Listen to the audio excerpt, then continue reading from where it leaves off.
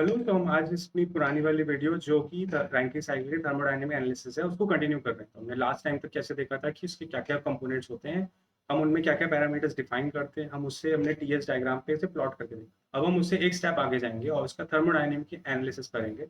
उससे कुछ काम के पैरामीटर्स निकालेंगे, कुछ काम की क्वांटिटीज निकालेंगे, कुछ काम के पैरामीटर्स निकालेंगे और हम उसे देखेंगे कि हम उसे कैसे निकाल सकते हैं।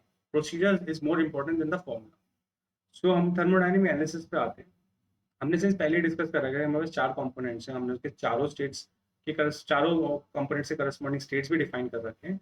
सो अब हमारा स्टेप क्या होगा, हम उन पर्टिकुलर स्टेप पे थर्मोडायनेमिक्स के लॉज लगा के देंगे।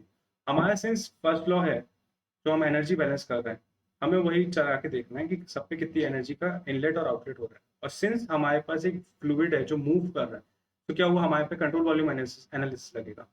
कंट्रोल वॉल्यूम में हम क्या करते हैं, स्पेसिफिक वॉल्यूम लेते हैं, फिर हम उसमें देखते हैं कितना इनलेट हो रहा है, कितना आउटलेट हो रहा है, समय के संग कितनी चीजें चेंज हो रही हैं या वगैरह वगैरह। हम वो सब भी चीजें वापस डिस्कस करेंगे। तो पहले ऐसा करते हैं, कंट्रोल वॉल्यूम डिफाइन कर लेते हैं। तो चलिए हम शुरुआत करते हैं अपने बॉयलर से। सो बॉयलर का मैं यहाँ पे कंट्रोल वॉल्यूम, जैसे यहाँ डॉटेड लाइन है, ये हम इसे कंट्रोल वॉल्यूम में ज्यूम कर रहे हैं। और केस ऑफ टर्बाइन हम इसे ऐसे मान रहे हैं।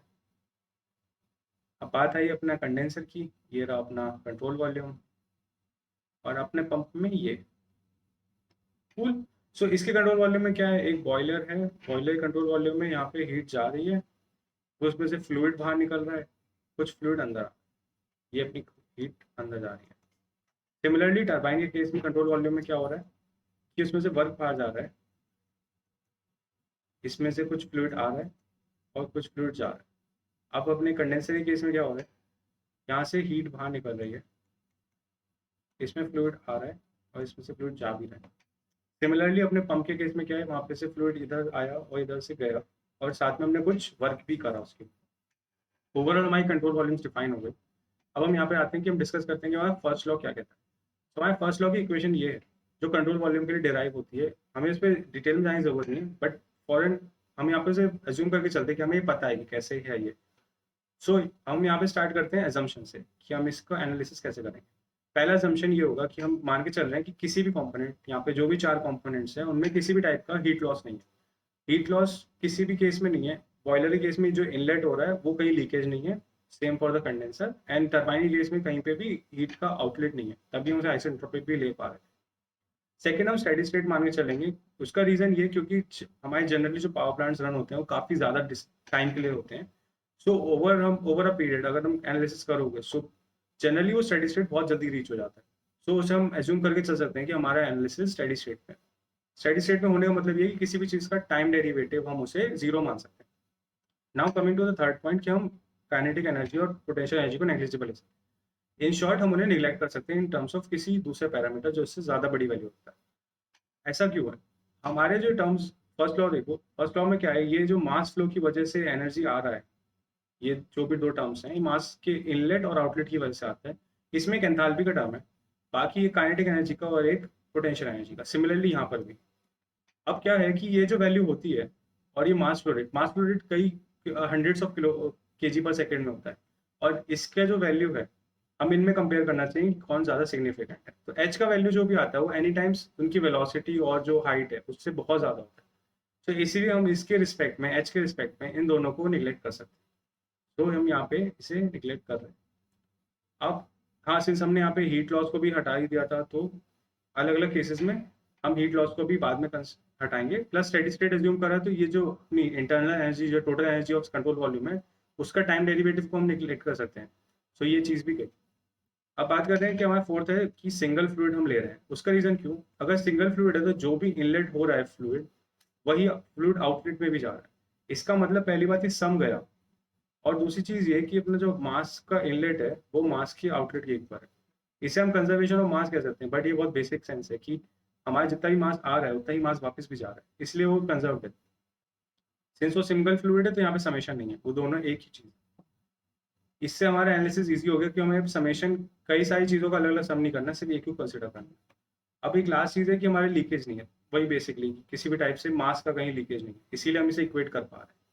सो ओवरऑल हमारी जो फर्स्ट लॉ की इक्वेशन आई वो क्या बनी effectively, Q dot C B plus M I dot H I is equals to M E dot H E plus work done by control volume. Overall हमारी इक्वेशन है। अब हम इसे देखते हैं कि हम किस सिचुएशन में उसे कैसे लगाएंगे।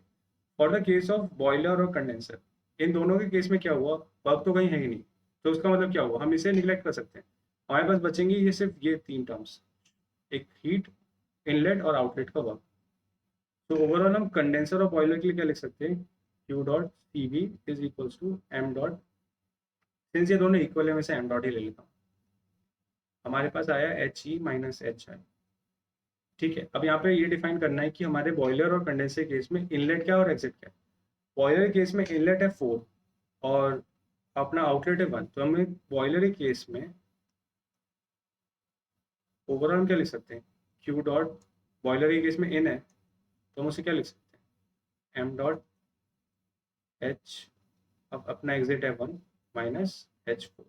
सिमिलरली हमारे कंडेंसर केस में हीट क्या हो रही है, रिजेक्ट, तो वो क्यू डॉट आउट है, हम उसे क्या लिख सकते हैं, एम डॉट टाइम्स अपना एग्जिट क्या है, एग्जिट है 3 और इनलेट है अपना H2। सिंपल। अब बात करते हैं हमारे टरबाइन के केस और पंप के केस में। तो उन दोनों केस में आउटलेट ही में हीट आउटलेट नहीं है, सो सिर्फ वर्क है। तो वर्क के कंसिडर क्या हो, ये टर्म गया तो अपने पास इससे तीन चीजें बची, तो हम उसे इन शॉर्ट ये लिख सकते हैं, work dot C V is equals to H M dot times H I minus H E. अब ये देखते हैं टरबाइन के केस में इनलेट और आउटलेट क्या है। टरबाइन के केस में इनलेट है हमारा 1, आउटलेट है हमारा 2, तो हम सिंपली क्या लिख सकते हैं, work dot C V is equals to mass, जो भी मास फ्लो रेट है, times H1 minus H2। Similarly हमारा जो पंप है उसके केस में क्या होगा, जो भी वर्क का पंप के द्वारा जो वर्क जा रहा है वो होगा mass flow times H3 minus H4। Cool. So हम अगले में हम बेसिकली वही जो हमने पैरामीटर्स निकाले हमने उसी को यहाँ पे लिखा। यू कैन चेक कि वो जो भी हम पैरामीटर्स इक्वेशन में हमने फाइनली लिखे वो जो हमने अभी डिराइव किए थे उसके इक्वल। सो हमारे पास ये चार पैरामीटर्स आ गए। अब हम इनको यूज करके अलग अलग नई क्वांटिटीज डिफाइन करेंगे जो कि बेसिकली पैरामीटर्स होते हैं अपनी साइकिल को डिफाइन करने के लिए। तो पहला पैरामीटर होता है हमारा एफिशिएंसी। एफिशिएंसी बेसिकली बताता है कि कौन सी साइकिल कितना ज्यादा आउटपुट दे रही है इन टर्म्स ऑफ हम कितना उसे इनपुट दे रहे हैं। सिंस हमें पता है Carnot cycle maximum output efficiency की वजह से मैक्सिमम आउटपुट देता है for our given input, but it's not feasible, हम उसे प्रैक्टिकली कहीं यूज ही नहीं कर सकते। सो हम इसकी भी मोस्टली जो हमारी रैंकिंग साइकिल है इसकी भी एफिशिएंसी की वैल्यू कुछ 0.39 कुछ 0.5 0.6 टाइप होती है, जो कि डिपेंड करती है हम जो अलग अलग मेजर्स लेते हैं इसे इंप्रूव करने के लिए। Usually for a primary analysis की वैल्यू काफ़ी कम ही होती है। अब हमारे प्राइमरी एनालिसिस में क्या हुआ, एफिशिएंसी को हमने डिफाइन कैसे किया, हम जो भी आउटपुट दे रहे हैं कितने इनपुट में हमें कितना आउटपुट मिला, तो हम ये कंपेयर कर रहे हैं ना कि इनका दोनों का रेशियो क्या है। सो हमारे पास क्या है, ये वर्क डॉट नेट है, वर्क डॉट नेट, और नीचे क्या है, जब ना हमारा क्यू इन है, वर्क डॉट नेट क्या हुआ, जो हमारा टर्बाइन हमें आउटपुट दे रहा है माइनस जो हम इनपुट दे रहे हैं थ्रू द पंप। तो इन दोनों का डिफरेंस बेसिकली हमने सिंस इसे डिफाइन किया था M dot times this thing, और हमने पंप को भी डिफाइन किया था M dot times this thing, हमें क्यू इन को भी डिफाइन किया था M dot times this thing, तो हमने सिर्फ वो वैल्यू पुट करी, एम सारी जगह मास फ्लो रेट सेम होने की वजह से वो हट गया, सिंपली हमारा ये इस रेशियो के इक्वल है। तो ये हमारी फाइनल इक्वेशन है for the efficiency. Similarly back work ratio क्या, एक नया दूसरा पैरामीटर डिफाइन किया जाता है बैकवर्क रेशियो। वो बेसिकली ये बताता है कि हम सिंस पंप को वर्क दे रहे हैं और हमारे टरबाइन से वर्क निकल रहा है। सो क्या हुआ, जनरली क्या होता है पावर साइकिल्स में, सिंस वो टरबाइन हमें कुछ वर्क निकाल के दे रहा है तो उसका कुछ फ्रैक्शन हम पंप को ही दे देते हैं to use it. So basically वो एक्स्ट्रा कहीं से एनर्जी नहीं लेके आते, जो एनर्जी एक्सट्रैक्ट हो रहा है उसी को यूज करके पंप को रन करते हैं और ऐसी साइकिल चलता रहता है। अब हमारा गोल क्या है, हम सिर्फ पंप को यूज करने के लिए अपना वर्क यूज कर रहे हैं जो टरबाइन से निकला था।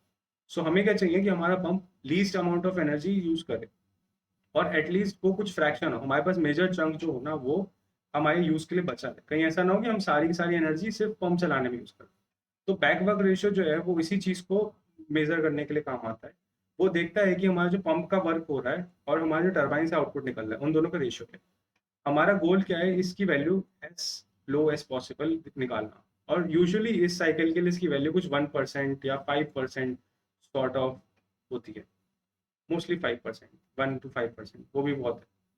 सो हम क्या करेंगे, इन दोनों का रेशियो निकालेंगे। अब हमें पता है कि कैसे निकलेगा, वर्क डॉट पी हमने वहाँ पहले डिफाइन किया था इस टाइप से, और हमने वर्क डॉट टी भी उसका टरबाइन का एक वर्क निकाला था। इन दोनों का रेशियो लेना है सिर्फ, इन दोनों का रेशियो निकाल के हमें बैकवर्क रेशियो आ गया। सो ओवरऑल हमारा गोल क्या था, एफिशिएंसी निकालना, एक बैकवर्क रेशियो निकालना। एफिशिएंसी हमें हाई चाहिए, बैकवर्क रेशियो हमें लो चाहिए। दोनों ही के एक स्टैंडर्ड वैल्यूज हमें पता है। So even if you get some big number for efficiency, तो हमें पता है कि कहीं ना कहीं गलती हुआ है। अगर बैकवर्क रेशियो के लिए भी कहीं बहुत बड़ी वैल्यू आती है या बहुत ज़्यादा ही कम आती है, देन यू कैन नो कि ये स्टैंडर्ड हो सकता है, कुछ गलती हुआ, so you can recheck. Overall क्या है हमारा गोल कि ये हमने जो एक बेसिक्स करा है रैंकिंग साइकिल के जरिए पावर प्लांट को समझना, बट हम कई सारे मेजर ले सकते हैं इन दोनों पैरामीटर्स को इम्प्रूव करने के लिए, वो किसी और वीडियो में। Till then, thank you for watching.